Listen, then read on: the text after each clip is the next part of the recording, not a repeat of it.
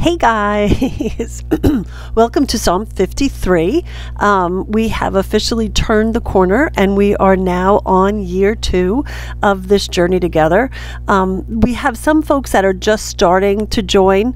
So let me just reiterate that there is no catching up. Everything is archived on praiseheart.net. Just go to, I've moved things around on the website, trying to just make room for everything that the Lord is doing through Praise Heart. So make sure you go over to events and classes and then just do the drop down menu and you'll see the Psalm study there. So everything is there. Everything we've done so far is housed on there, and you can go and go back and redo as you want, or any way you want. The Bible that I'm using is the Passion Translation, and it is the Psalms Illustrated Journal version of it. So it's Psalms on Fire Illustrated Journal, something like that. It's on Amazon. On my website also, on that Psalm study, go all the way down to the bottom and you'll see the link for the book. So I will have the praiseheart.net down below. So what you see here, for those of you that are just joining us, is that black and the verbiage there, the Lord looks down in love, bending over heaven's balcony. What? That was already there when, on Psalm 53. So my thought was that I could not, I really struggled with coming up with a visual for this week, because that was the verbiage that just grabbed my heart and my imagination. But I didn't want any kind of a doodle that was too overwhelming. So here's what my doodle sheet does not reflect what I'm doing here in making this vine kind of go up and around and create heaven's balcony. So here what I'm doing is I'm just extending the illustration that was already here. I'm not even sure who illustrated it. It doesn't really say in the book who illustrated it, but whoever's illustration that was, kudos. I'm just extending it around and creating a balcony. I drew it with an erasable color pencil, and now I'm just going in with my Bic Cristal 1.6 milliliter, available on Amazon, and using that to just create that balcony kind of coming around.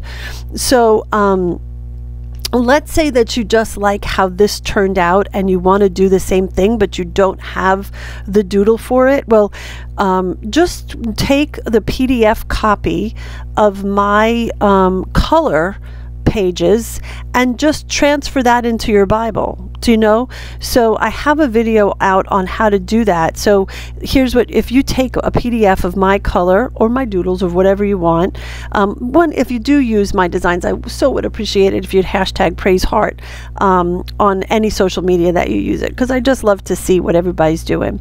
So if you take my PDF and you print it, and then on the back of it, turn it over, on the back of it, color in black pencil, both ways, crisscross, applesauce, crisscross, cross hatching it really thick, and then turn it right side up and just trace what you want. When you trace hard on the PDF, it will transfer the pressure, pushes that graphite that you put on the back of the paper down onto your page, so that it works like transfer paper from years gone by when you were in typing class and you wrote the quick brown fox jumped over the, hedgehog. I don't know why he jumped over a fence. He jumped over a fence. Somebody told me that a couple of weeks ago. So that's how you can always do what I'm doing and get it into your Bible. I did change up the drawing somewhat. I didn't want her to be so teeny tiny on my page. I really wanted her to take up some space. But here I realized that I am really changing up, because I was going to have her kneeling, and I thought, well, no, that is not even close to the doodle that I put out there. So I do try to respect the doodle that I put out, and here I'm going back in and I will put on her little skirt.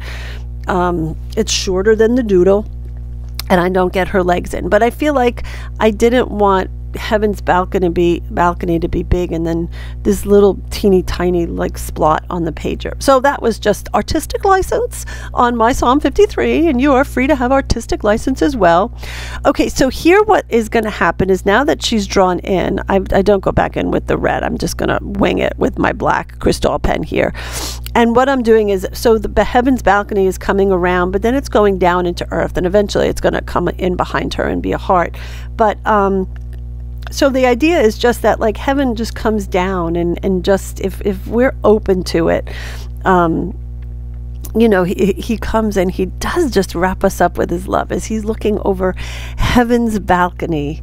And he's, look at that heart there. Is that not the cutest? Do you not love the images that God does? Oh, he's the best. So, and in the Passion Translation, I changed it to be a question. Is anyone searching for me?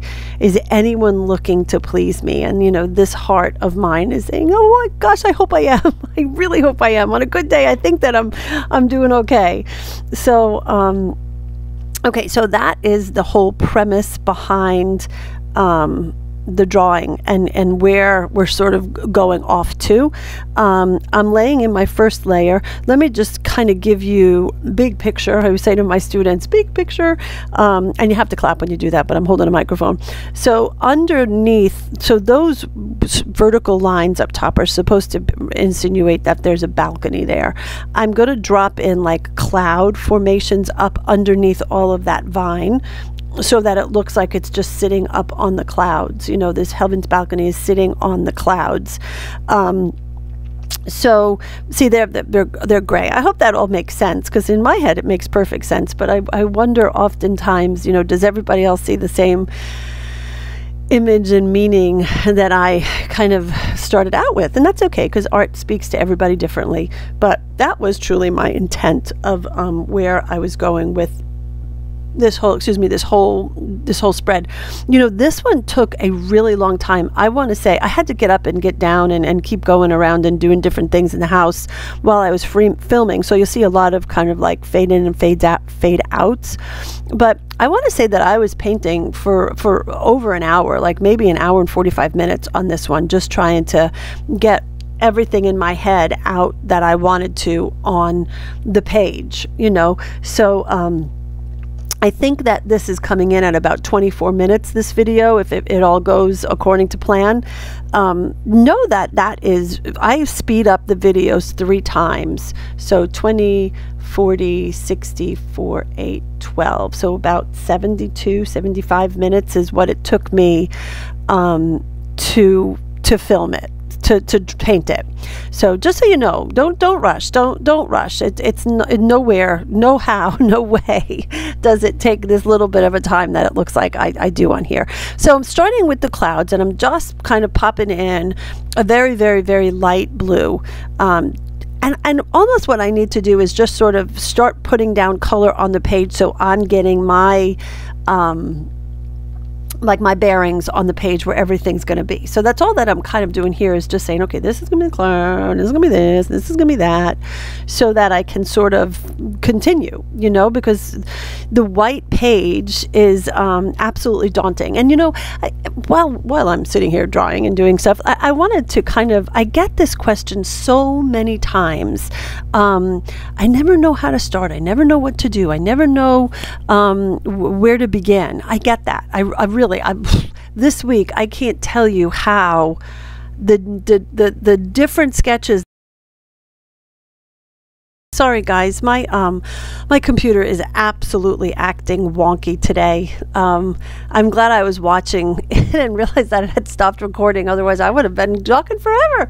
But anyway, the amount of sketches that I had done for this week were unprecedented. Like, I really, really struggled. I think because the image was just so beautiful. You know, the Lord looks down in love, bending over heaven's balcony. That just captured my heart. It captured my imagination. And I really struggled with trying to get a picture out that was drawer friendly. So the white page, right? So this white page that you're looking at, listen, Everybody looks at a white page, at a white canvas, and a new journal, and a new illustrating Bible, and is absolutely frozen with fear. You are not alone. That is not something that just you have. That is just, it just is the nature of art. So know that. So know that when you open up your new illustrating Bible and you're afraid you're going to quote unquote mess it up, or your new journal and you're going to quote unquote mess it up, when you start on a new spread, when you're starting today and you're studying this video and you're looking at the doodle and you're doing everything you can because you don't want to quote unquote mess it up, I give you permission to quote unquote mess it up. I give you permission to try and to play and to stop worrying about the quality. Listen, if you hear nothing else from this video, let me say this to you. If you're worried about the white page, if the white page is daunting to you, if it's just too much for you to overtake each week, I'm going to offer to you to somehow, some way, do something creative for 15 minutes a day. 15 minutes a day. Carve out time. And for 15 minutes a day, it doesn't matter if you doodle, it doesn't matter if you color, it doesn't matter what you do, as long as you engage your creative process and you make your head, your brain, connect with your hand and do something creative with it. Because here's the thing, is that everybody thinks that every time they pick up a pen, a brush, a nib, anything, they have to get it perfect, right? So everybody looks at the white page and is overcome with the quality issues. Like, I'm thinking that, do you ever see that commercial, the Hanes commercial, where like, I don't know, Inspector something or another is stamping all the underwear? You know what I'm talking about. So everybody feels like there's this like inspector like standing over them, getting ready to judge them and to deem whether or not the quality is acceptable or not. I want to say this to you. You know what? Fire your inspector that's over your shoulder, Inspector 12, Inspector something like that, and fire Inspector 12. Get her gone. And I want to say this to you. If you every day for 15 minutes do something creative, that quantity, that small little investment in your playtime, in your creative brain, will bring you peace. It will bring you calm. It will bring you this sense of satisfaction. Like we're born to be creative, right? So that little bit of quantity that you invest in yourself every single day, Monday through Sunday, every single day, that quantity will show in quality. Quality takes care of itself because you're using that part of your brain. You're getting muscle memory from your brain to your hand. You're working like you see this thing in your head and you're trying to get it out.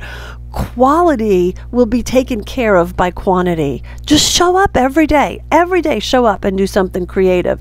And when that white page just beckons you and taunts you, and Inspector 12 is getting ready to, over your shoulder, to stamp unacceptable, unacceptable, denied, listen, just do something on your page. Write something, do something, make a mark, put down a color of paper, just put down a layer of clear gesso. Even just putting down the clear gesso starts that process in your brain and starts those creative juices going. So just start. I know that just sounds so pathetic as advice. I'm overwhelmed by the white page. I don't want to mess up my new Bible. You got to. You just got to, because you just have to start somewhere and you have to get in there. And then, you know what? You work it out. You just work it out. And here's the thing. If it is absolutely horrific and you look at it and you shudder, okay, so the world didn't stop. The world is continuing to turn. You had a great time. You had a great conversation with the Lord. Nobody ever has to see it. So, and so many times, like, I'll do something and I think, oh my gosh, that is just the worst thing I've ever seen in my life. Good Lord. And then you get all these people like, oh my gosh, I love that. That speaks to me on such a profound level. And you're like, wow, what?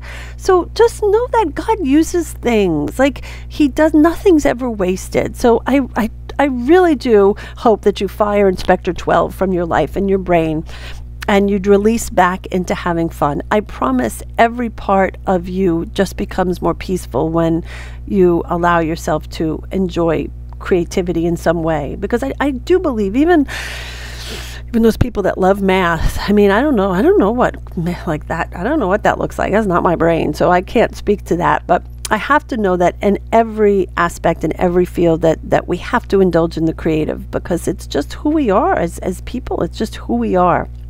So, okay, I'm off my soapbox and I'm back on task with our little girl here. So I am using here a white gouache, and remember, gouache is like watercolor. It's just this is watercolor gouache. There is an acrylic gouache also, but this is watercolor gouache. And I'd pop that in that little like cutesy patootie little slippy hem thing underneath her little romper. And in the clouds, I'm putting in that gouache. But then I'm now dropping in a little bit of blue and letting the gouache and the blue watercolors sort of mix and marry and misbehave. Because I want the clouds to be seamless. I don't want them to look like I worked really hard at getting them puffy. Do you know? So if you put down your gouache and it's still wet, and then you drop it, but gouache dries very quickly, so just know that. And then if you put down in your blues, they'll kind of just misbehave and do their own thing. So I have to work all over the page here today, because there's so many different areas that have to dry. So I really am like popping around, but at the same time that I'm popping around, I've got to just make sure that everything is dry as we're going on to that next layer. So you know, this was supposed to be such a simple week with like a little girl with her hands up in the air, and I thought, oh, she'll be so simple. But by the time I got back in here, I was like, whoo, this one has really got a lot of steps in it, a lot of detail in it. So wow. You know, I want to give a little bit of a spoiler, a teaser alert here, that I have gotten a lot of, everybody wants to do faces in these little girls, you know.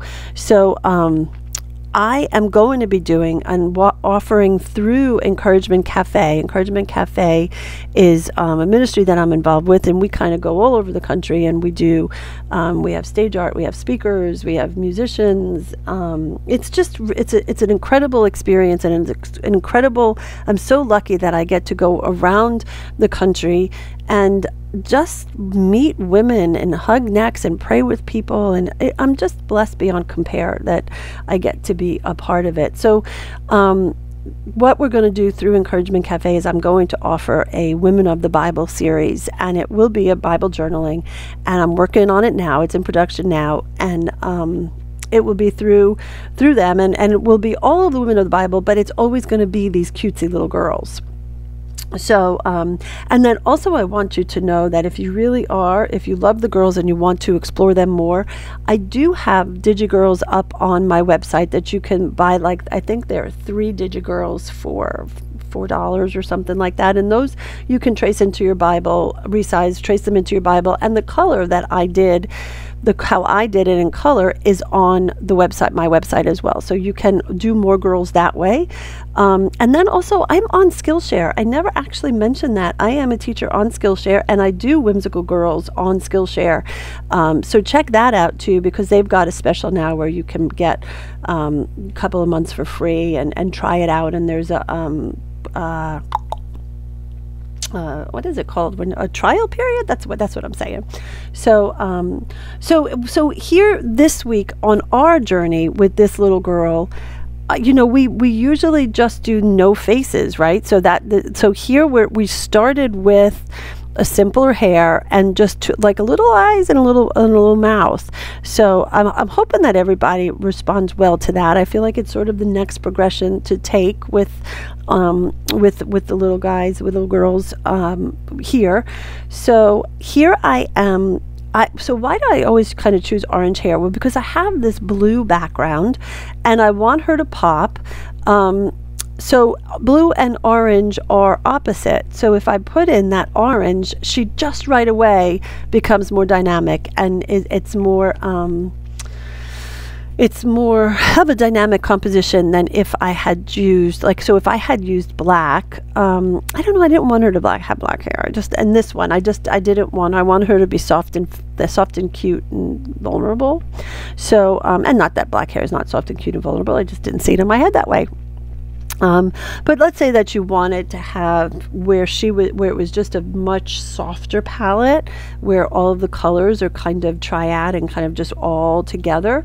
So you could have done a blue and a green and maybe a blonde hair. And can you just see that in your head, how that would just be sort of a softer composition? So black hair would have been very bold, because I won't have, by the time that's all said and done, I really don't have a lot of black in the composition. So that black would really focus on her. But what you could do is, you know how like in bangs, there's always that highlight on the bangs? You could do like a blue highlight. So first put in a layer of an electric blue on her hair, let that dry, and then come back in with black strands of hair. So then it would all sort of tie in, that blue, black, kind of cool palette would all sort of tie in together. So color choices are so fun, and it's so, you really do have to think about it. You know, you could just kind of pick up whatever color strikes your fancy in that moment. That's fine too. But to think about it, you really do sort of see how color plays and how it has an impact and an impression on the viewer. So here, this is, I think of it like as an olive green, that it's still sort of that earthy green. It's not like that Christmas tree green or that the tree green that, you know, everybody puts a rectangle tree trunk flared out at the edges and the cloud on top of it. It's not that green. It's sort of a more earthy green. Excuse me, I'm kind of getting the leaves in.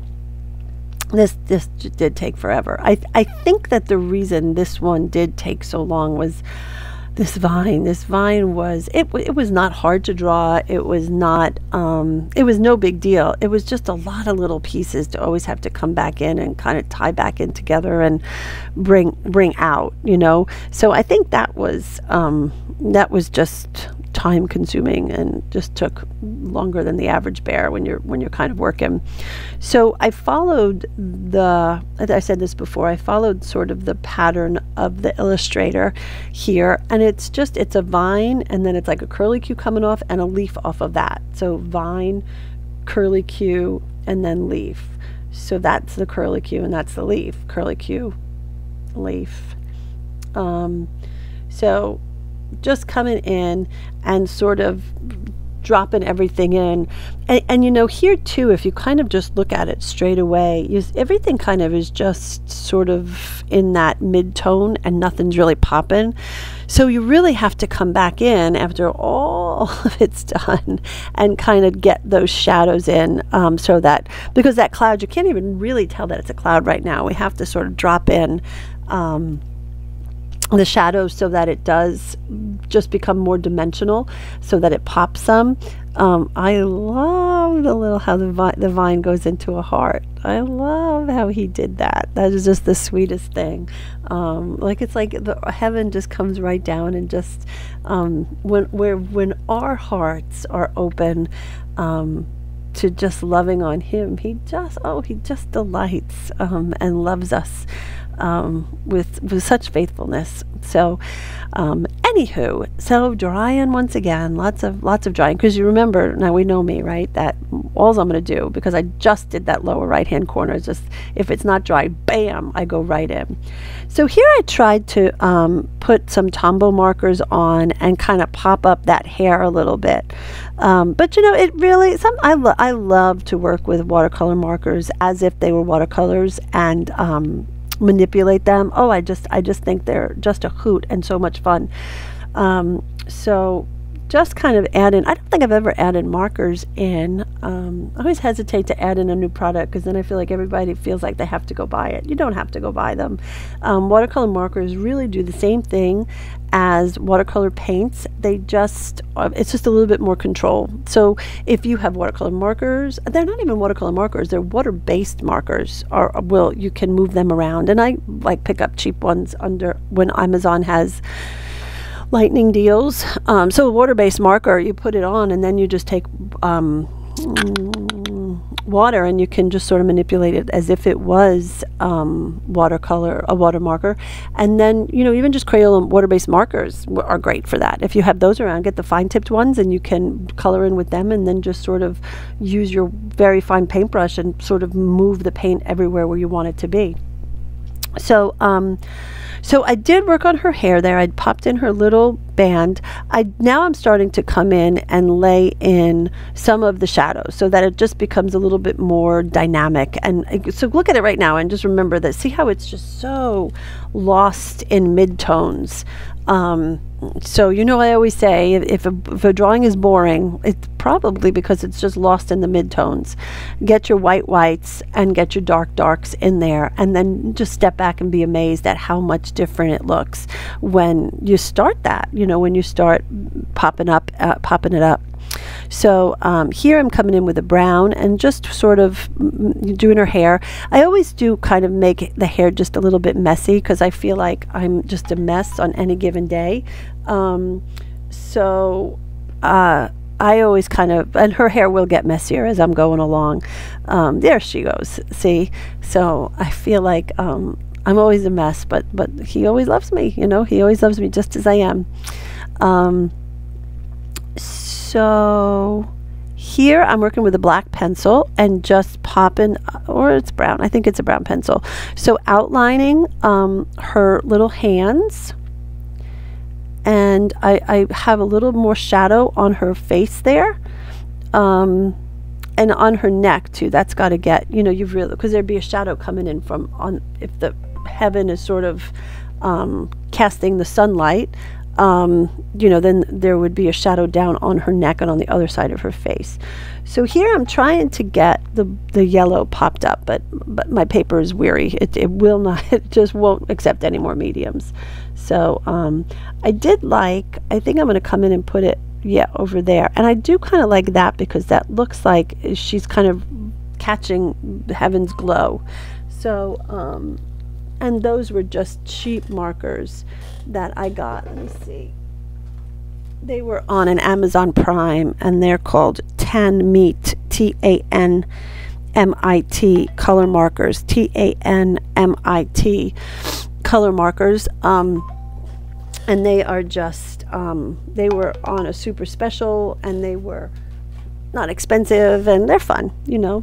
So here I am putting on the cut. Look at from the left to the right, what a difference that makes straight away. You see how it just pops it up, and it just brings it to life more. So I'm just popping in the darks here, trying to get it, you know, I don't even know what the right word is, just popping it up. Can't find my white. There it is. So what I'm doing here with the white is I'm just blending in that charcoal gray that I put down. So I'm just sort of blending it out, and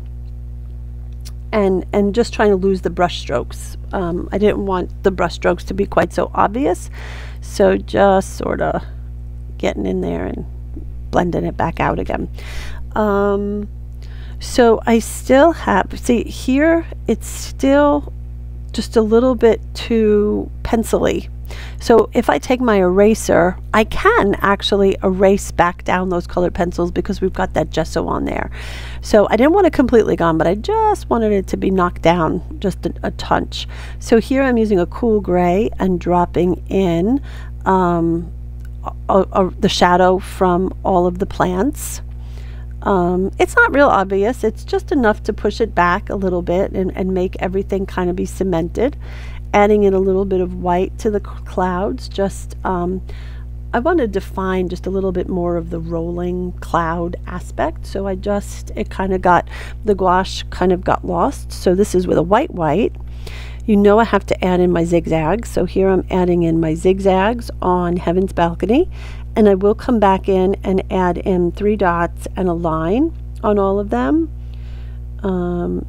So you can see it when you get the PDF, or when you at the end of the video you'll see it zoom in. You'll see them clearer then. So it's 3 dots and a line on those, and you see how just it's starting to pop. It's just really starting to pop. So here there would be a dark underneath her headband. And in the back of that headband, the headband's going to create a shadow on her hair. So I really just wanted to sort of define that and get it popped more. So and then just add in those little pieces of hair that are just fly away, because listen, we're all a mess, right? So there is, when I painted, I didn't mean this, but when I painted it, just my brush strokes my brush strokes sort of left an indication that there was a bow on there. So I thought, okay, I'll go with that. So I created a bow around her little waist. That's supposed to be like eyelet lace, so 2 dots on top, 1 dot on the bottom, and then just a little shadow underneath the blue where it would cast a shadow on the white petticoat.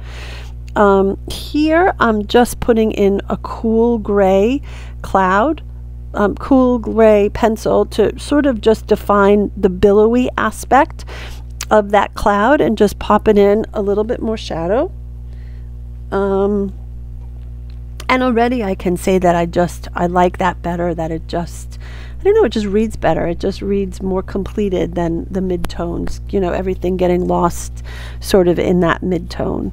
So I think I might be up to, oh, I thought I was getting ready to draw. Not yet. So just popping more on her eyes and her little mouth. And then I did change the verbiage of the psalm. In the Passion Translation, it reads, God is looking over all of Adam's sons and daughters, looking to see if there were any who were wise with insight, any who search for him, looking to please him. So I changed it to, is anyone searching for me? Is anyone looking to please me? So I kind of changed it to a question that he's asking the world, you know. And then on the side, which you can't see now, but on the other side, with what the illustrator had put down, the Lord looks down in love, bending over heaven's balcony. So I don't know, the whole thing just kind of becomes this beautiful story of our hearts forever praising, our hearts forever being looking to connect with God. So you see here that I've got to come back in, right? Because those just don't look done. Don't you think so? I mean, you can see it now. We've been doing this for a year, right? So you can look at it and say, fix those letters, Lisa. So on the downstroke, I'm adding in my my double line. And even if you look over as anyone searching for me, just even the way it is now, they still don't look done, right? Because the shadows are not on there and we didn't add the white pops. So lettering is really, it's just another art form. It's just like, think about it as drawing. Don't think about it as writing in your handwriting. Think about it as drawing. You know, make your letters bounce. Make them not all be all the same size. Don't think you have to do everything on a straight line. Make them bounce. Make them curve. Make them some uppercase, some lowercase. Change it up. Because then it becomes fun. Now see, look at that. Isn't that just amazing how just that little bit of a shadow really does, it just makes it look more complete. So if you get bored and if you know you're thinking, Lord have mercy, I'm done, this is taking me forever, so put it away for a bit and come back. You know, there's no sense in having to get everything done straight away. So here I'm adding my 3 dots and a couple of lines. You'll see it on the zoom in or on the PDF on the website. So add in my 3 dots. And I think this will, I'll be just about done here. You know how I usually put a border around my pages, like that checkerboard pattern or black, white, black, white. I didn't do that here because I feel like I didn't want the viewer's eyes to be constrained. I feel like God's looking down in love over heaven's balcony, over the whole earth, you know, not just over my family's house, you know. So I didn't want to constrain the view. I wanted it to be expansive. So it's just funny how different elements will just create different ideas for the viewer. So here I'm adding in my little zigzags on her dress and on her bandana, and then little stitch marks up along the top I'll add in. There we go. So little stitch marks, just to give that little, you know, those are just my touches. So just I think here I was just trying to get some highlights on, but the paper's weary. It just does not want to take any more colored pencils or anything. So I'm going to come back in on the vine and add my zigzags, just on the vine, not on the leaves or the little curlicues, because I did feel like that did make it pop up a little bit more than it's just so understated. It's you hardly even notice it, but it's just enough to define the vine and make it be its own sort of, I don't know, just a nice detail that just makes it pop up a little bit. I am going to take one of my Tombos in an olive green though and come back and just outline some of those leaves, because I feel like some of them just got a little bit, like the tops are very dark and then the bottoms just kind of, I lost it. So for conformity, I'm just going to come back in and use my marker and just give them an extra pop. The Lord Looks Down in Love got lost underneath that gouache, so I just use a fine line marker there to pop it back up again. And now this is just taking the Tombow and just trying to get them to just be a little bit more uniform, because see, coming down here you can just see that they just look tired. They look like I didn't really mean it, or I got bored, or I don't know, I ran out of paint. So just making them pop up a little bit, and I just think it looks better. I think it reads better with the stronger colors coming all the way down and wrapping around her.